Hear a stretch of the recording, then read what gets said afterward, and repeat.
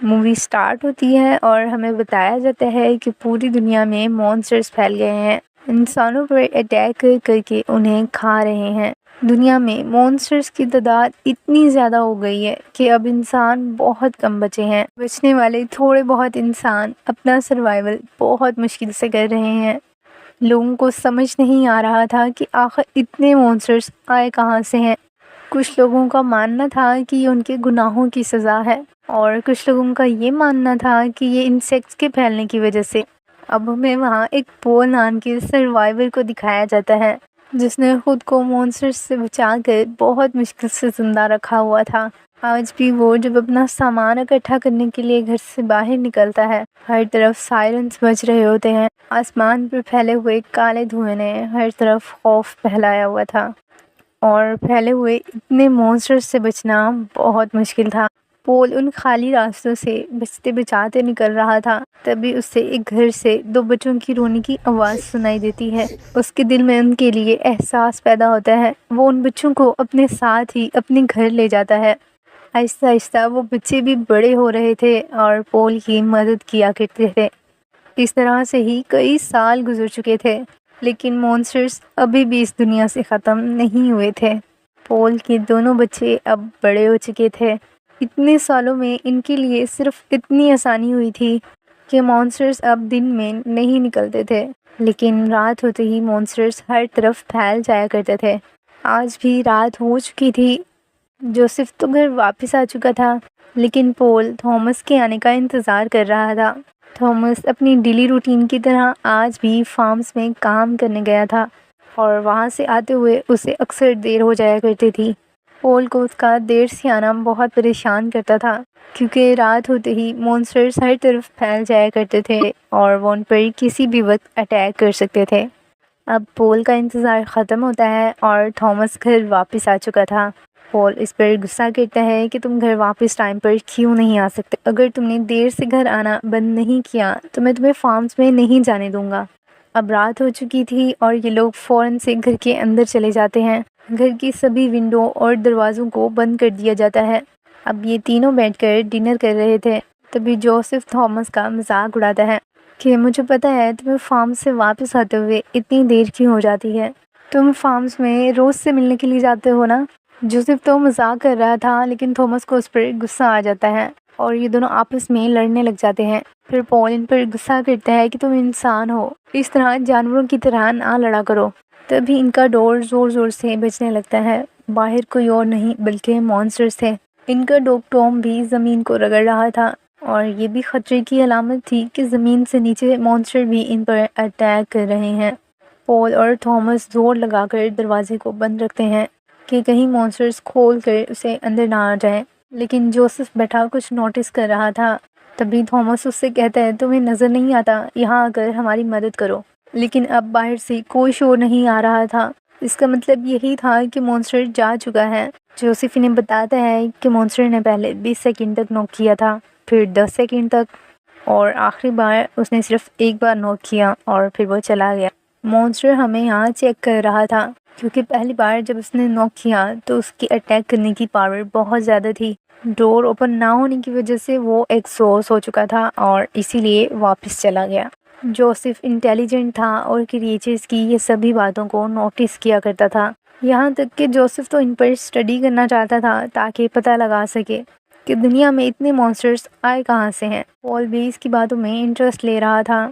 सुबह होते ही जब ये लोग घर से बाहर निकलते हैं तो पॉल उस क्रिएचर के नेल्स के निशान अपने डोर पर देखता है। अब थॉमस फॉर्म में काम करने के लिए जा चुका था और जोसेफ को दिखाया जाता है जो कि कार बनाने में बिजी था। जब पॉल इसकी बनाई हुई कार को आकर देखता है तो बहुत खुश होता है कि आखिर तुमने कर दिखाया। जोसेफ इससे कहता है कि बाबा, मैं यहाँ से निकलना चाहता हूँ। आखिर हम यहाँ ये डरी हुई ज़िंदगी कब तक गुजारेंगे। पॉल उससे कहता है कि बेटा, हम यहाँ से ज़रूर जाएंगे। इसके बाद पॉल गाड़ी की ट्रायल के लिए इसे बाहर ले जाता है। ये लोग थॉमस को भी अपने साथ ले लेते हैं। कुछ देर घूमने के बाद जोसेफ थॉमस को फार्म्स में छोड़ देता है। थॉमस उससे कहता है कि मुझे वापसी पर यहीं से पिक कर लेना। अब हमें पॉल को दिखाया जाता है जो कि वाटरफॉल पर जाकर अक्सर अपना वक्त अकेले गुजारा करता था। पॉल को आज वहाँ एक मिस्टीरियस ब्लैक केव नज़र आता है। जोसेफ रिवर पर जाकर शिप्स में से सप्लाईज इकट्ठी कर रहा था, तभी उस पर कुछ बग्स अटैक कर देते हैं। उन्होंने जोसेफ को पूरी तरह से कवर कर लिया था। बहुत मुश्किल से जोसेफ उनसे बचते बचाते बाहर आता है। अब शाम हो चुकी थी और इन्हें अपने घर वापस पहुंचना था, क्योंकि कुछ ही देर में मॉन्स्टर्स हर तरफ फैल जाते। सिर्फ हमें थॉमस को दिखाया जाता है। वो जिन फार्म्स में काम करता था वो उनके नेबर्स के थे और उनकी बेटी का नाम रे था। थॉमस फार्म्स में उसी से मिलने के लिए जाया करता था। आज भी ये दोनों पेड़ के नीचे बैठे बातें कर रहे थे। बचपन से ही इनका यहाँ इसी तरह से टाइम स्पेंड हुआ था। ये लोग बचपन से ही बेस्ट फ्रेंड्स थे।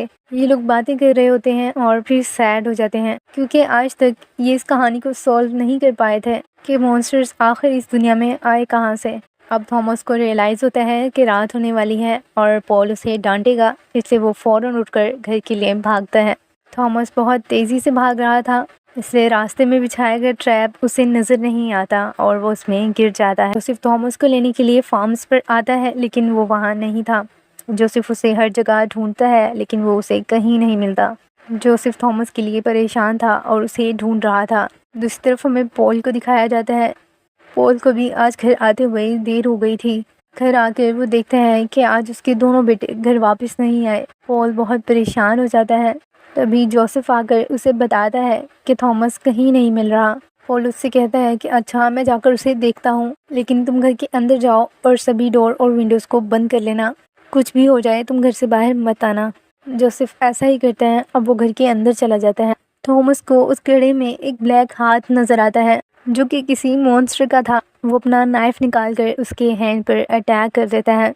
इसी वजह से मॉन्स्टर अब गुस्से में आ चुका था। मॉन्स्टर्स थॉमस पर अटैक करके उसे मार ही डालने वाले थे कि तभी पॉल वहां आ जाता है और थॉमस को ढूंढकर बचा लेता है। पॉल उस घड़े में मौजूद मॉन्स्टर्स को तो मार चुका था, लेकिन अब ये दोनों घर वापस नहीं जा सकते थे, क्योंकि घर पहुंचने तक जगह जगह फैले हुए मॉन्स्टर्स इन्हें मार डालते।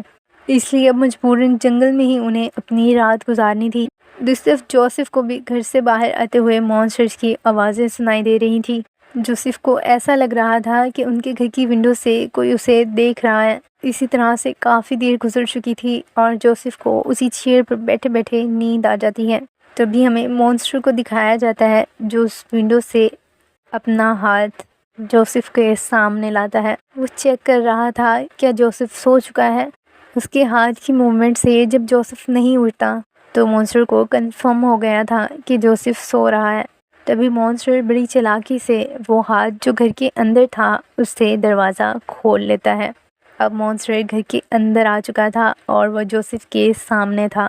इससे पहले कि वो जोसेफ पर अटैक कर, जोसेफ एक रस्सी को खींचता है, जिससे एक पिंजरा आकर मॉन्स्टर के ऊपर गिर जाता है। अब मॉन्स्टर उसमें कैद हो चुका था। हमें पता चलता है कि ये सब तो जोसेफ का बिछाया हुआ ट्रैप था, क्योंकि वो मॉन्स्टर को पकड़ना चाह रहा था। वो जानता था कि ये मॉन्स्टर बहुत होशियार है, इसलिए अब वो इन पर स्टडी करने वाला था। सुबह होते ही पॉल अपने बेटे थॉमस के साथ घर पहुंच चुका था। पूरी रात उन मॉन्स्टर से लड़ने की वजह से पॉल अब बहुत जख्मी हालत में था। जोसेफ इन्हें जिंदा देखकर खुश था। वो अपने डैड को ले जाकर लिटा देता है। जब ये लोग घर में मौजूद मॉन्स्टर को कैद देखते हैं तो जोसेफ इन्हें बताता है कि रात ही इसी ने इस मॉन्स्टर को यहाँ कैद किया है। थॉमस उसे बताता है कि रात उन्होंने अपने बचाव के लिए बहुत से मॉन्स्टर्स को मार डाला। ये बात सुनकर जोसेफ हैरान हो जाता है। वो पॉल से कहता है कि डैड, आप जानते हैं अब ये मॉन्स्टर्स हमसे इस चीज़ का बदला लेंगे। पॉल उससे कहता है कि हमारे पास और कोई रास्ता नहीं था, खुद को बचाने के लिए हमें मॉन्स्टर्स को मारना पड़ा। थॉमस को उस मॉन्स्टर पर बहुत गुस्सा आता है। वो उसे मार डालना चाहता था, इसलिए वो पिंजरे का कपड़ा हटा देता है और मॉन्स्टर उस पर पड़ने वाली लाइट की वजह से डर रहा था। थॉमस को लगता है कि वो आसानी से इस मॉन्स्टर को मार सकता है, इसलिए वो उसे इस पिंजरे से आज़ाद कर देता है। मॉन्स्टर भागता हुआ बेड के नीचे छुप जाता है। इन्हें लग रहा था कि मॉन्स्टर इनसे डर रहा है, लेकिन देखते ही देखते वो मॉन्स्टर इतना ताकतवर हो चुका था कि इन पर अटैक कर देता है। इससे पहले कि वो इन लोगों को मार डालता, जोसेफ उस पर अटैक करके उसकी गर्दन अलग कर देता है। अब वो मॉन्स्टर की बॉडी को बेसमेंट में ले जाता है, क्योंकि जोसेफ इस पर स्टडी करने वाला था। वो मॉन्स्टर की बॉडी पर बहुत से कट्स लगाता है, लेकिन उसे समझ नहीं आ रहा था कि मॉन्स्टर कोई इंसान है या जानवर। पॉल की हालत भी अब बिगड़ रही थी क्योंकि उसके ज़ख्म बढ़ रहे थे। उसे ठीक करने के लिए इन्हें मेडिसिन की ज़रूरत थी। थॉमस कहता है कि हमें पॉल को अपने नेबर्स की तरफ ले जाना चाहिए, वो हमें मेडिसिन देंगे और हमारी मदद करेंगे। जोसेफ उससे मना करता है कि हमारे नेबर्स हमारी मदद नहीं करेंगे। ये लोग अब अपने डैड को गाड़ी में बिठाकर नेबर्स की तरफ ले जा रहे थे, लेकिन वो इन्हें अपने घर रखने से मना कर देते। वो इनसे कहते हैं कि ना तो हमारे पास मेडिसिन है और ना ही 3 और लोगों की रहने की यहाँ कोई जगह है। हाँ, अगर तुम में से कोई एक यानी कि थॉमस अगर यहाँ रहना चाहे तो वो रह सकता है, क्योंकि थॉमस तो उनकी फार्म्स में मदद कर दिया करता था, इसीलिए वो थॉमस को अपने पास ही रखना चाह रहे थे। जोसेफ ये सब सुनने के बाद अब गुस्से में वहाँ से वापस आ रहा था। थॉमस इससे बात करने के लिए आता है, लेकिन जोसेफ बहुत गुस्से में था, इसलिए दोनों के दरमियान लड़ाई हो जाती है। जोसेफ थॉमस को मार रहा था, लेकिन फिर उसे रियलाइज़ होता है कि उसे ऐसा नहीं करना चाहिए, इसलिए वो थॉमस को छोड़ देता है। अब जोसेफ वहाँ से अपने डैड को लेकर घर वापस आ रहा था और थॉमस को वहाँ पर अच्छा खाना खाने के लिए दिया जाता है। जोसेफ घर वापस आते हुए नोटिस करता है कि वहाँ पर जानवर बहुत तेज़ी से दौड़ रहे थे। इसका यही मतलब था कि मॉन्स्टर्स आसपास ही हैं। जोसेफ जब घर में आकर देखता है तो उसे वहाँ बहुत सी दरार नज़र आती हैं और फिर उसे अपने घर में बनाया गया एक गड्ढा नज़र आता है। इसका मतलब यही था कि जोसेफ की बात बिल्कुल ठीक थी कि मॉन्स्टर इनसे बदला लेने के लिए यहाँ आ चुके थे। उन्होंने इन पर अटैक करने के लिए पूरी प्लानिंग कर ली थी। अब जोसेफ अपने घर में मौजूद चीज़ों को इस्तेमाल करते हुए उन मॉन्स्टर्स से लड़ने का प्लान बनाता है। दूसरी तरफ हमें थॉमस को दिखाया जाता है जो अपने डैड के लिए परेशान था। अब वो रोज़ के घर में मेडिसिन ढूंढ रहा होता है, तभी वहाँ रोज़ आ जाती है।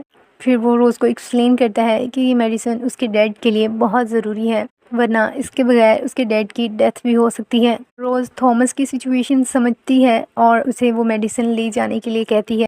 इनकी ये बातें उनके घर का एक सर्वेंट सुन लेता है। जब थॉमस मेडिसिन लेकर घर से बाहर निकलता है तो सर्वेंट्स उसे ये कहकर पकड़ लेते हैं कि तुम इस घर से चोरी कर कर जा रहे हो।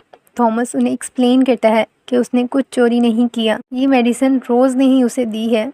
लेकिन वो सर्वेंट इसकी बात पर यकीन नहीं करते और इसे ले जाकर बांध देते हैं। अब वो सर्वेंट गन से थॉमस को शूट करने वाले थे कि तभी वो ज़मीन फट जाती है और सर्वेंट उसके अंदर धंस जाता है, क्योंकि वहाँ मॉन्स्टर आ चुका था। सर्वेंट का साथी जब चेक करने के लिए उस गड्ढे के करीब जाता है तो मॉन्स्टर उस पर भी अटैक कर देता है। रोज़ के पेरेंट्स तक इनके चीखने की आवाज़ें जाती हैं। अब वो चेक करने के लिए जब वहाँ आते हैं तो मॉन्स्टर उन पर भी अटैक कर देता है। रोज़ के डैड के हाथ में जो कैंडल थी वो गिरने से पर्दों में आग लग जाती है, इसलिए मॉन्स्टर रोज़ की डैड को छोड़ देता है और उसकी वाइफ को पकड़कर उस पर अटैक कर देता है। रोज़ का डैड उसे बचाने की कोशिश करता है, लेकिन अब इसका कोई फ़ायदा नहीं था, क्योंकि मॉन्स्टर के इतने बुरे अटैक की वजह से रोज़ की माँ मर चुकी थी। अब मॉन्स्टर रोज़ के डैड को भी बहुत बुरी तरह से मार डालता है। अब थॉमस की बारी थी, जिसे सर्वेंट्स ने बेसमेंट में बांध कर रखा हुआ था। मॉन्स्टर अब थॉमस की तरफ आ रहा था। वो थॉमस पर अटैक करने ही वाला था कि रोज़ आकर उसे शूट कर देती है और थॉमस को बचा लेती है।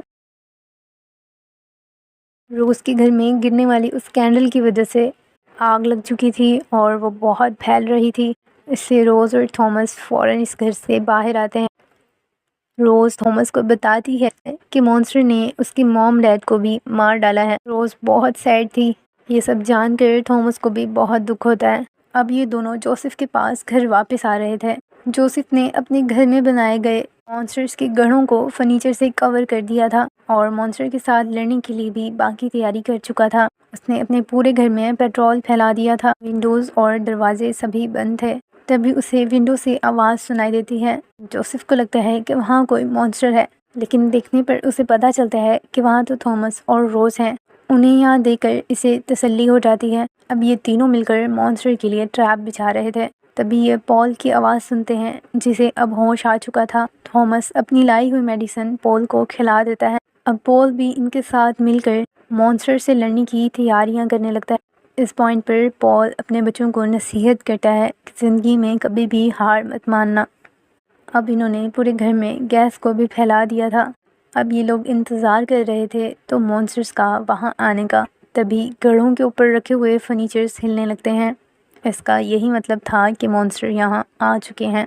मॉन्स्टर्स तादाद में बहुत ज़्यादा थे। कोई चिमनी से, कोई विंडो और कोई डोर से घर के अंदर घुस आता है। ये लोग मिलकर मॉन्स्टर्स का मुकाबला करते हैं। पॉल अपनी गन से उन्हें शूट कर रहा था, लेकिन मॉन्स्टर्स बढ़ते ही जा रहे थे। मॉन्स्टर्स तादाद में इतने ज़्यादा थे कि ये लोग खुद देखकर बहुत हैरान थे कि आखिर हम इतने सारे मॉन्स्टर्स से कैसे लड़ें। अब पॉल की गोलियां भी ख़त्म हो चुकी थी और मॉन्स्टर्स भी इनके बिल्कुल करीब पहुंच चुके थे। अब पॉल प्लान बी को स्टार्ट करता है और वो इन्हें घर में रखे गए फ्रीज़र में छुप जाने के लिए कहता है। ये लोग बिल्कुल ऐसा ही करते हैं। इसके बाद पॉल वहाँ पर आग लगा देता है। इनका फ्रीज़र काफ़ी देर तक हिलता रहा, लेकिन फिर काफ़ी देर बाद जब हर तरफ खामोशी छा गई थी तो इन्हें लगा था कि अब मॉन्स्टर्स ख़त्म हो गए होंगे। इसीलिए अब ये फ्रीज़र से बाहर आ जाते हैं और पॉल को ढूंढने लगते हैं। वहाँ पर टूटी फूटी चीज़ों को हटाने पर नीचे मॉन्स्टर था जो आधा जला हुआ था, लेकिन फिर भी वो इन पर अटैक करता है। अब ये तीनों अपने घर से दूर भाग रहे थे। ये लोग अपने घर से बहुत दूर आ चुके थे। ये लोग भाग रहे थे। इनके पीछे मॉन्स्टर्स का एक गोला था जिसे आग लगी हुई थी। वो काफ़ी देर तक इनके पीछे ही था। अब ये लोग अपने घर से बहुत दूर आ चुके थे और वो गोला भी ब्लास्ट हो चुका था। हर तरफ खामोशी थी। ऐसा लग रहा था कि सभी मॉन्स्टर्स मर चुके हैं। आज पहली बार इन्होंने आसमान पर चमकते हुए सितारों को देखा था, क्योंकि आज से पहले तो मॉन्स्टर्स की वजह से रात होने से पहले ही ये लोग घर में बंद हो जाया करते थे। ये सीन बहुत खूबसूरत था और इसे देखकर इन्हें सुकून मिल रहा था। अब ये लोग आज़ाद थे क्योंकि इन्होंने मॉन्स्टर्स को मार डाला था। अब सुबह होते ही ये लोग अपने घर वापस आते हैं। अब वहाँ कोई भी मॉन्स्टर बाकी नहीं था। मॉन्स्टर्स तो मर चुके थे, लेकिन ये लोग अपने पेरेंट्स के मरने की वजह से सैड थे। अब ये तीनों डिसाइड करते हैं कि यहाँ से बहुत दूर चले जाएंगे और फिर ये तीनों यहाँ से बहुत दूर जाकर अपनी नई ज़िंदगी स्टार्ट करते हैं। इसी तरह से यहीं ये मूवी ख़त्म हो जाती है। होप सो कि आपको ये कहानी पसंद आई होगी। इसी के साथ ही बाय बाय।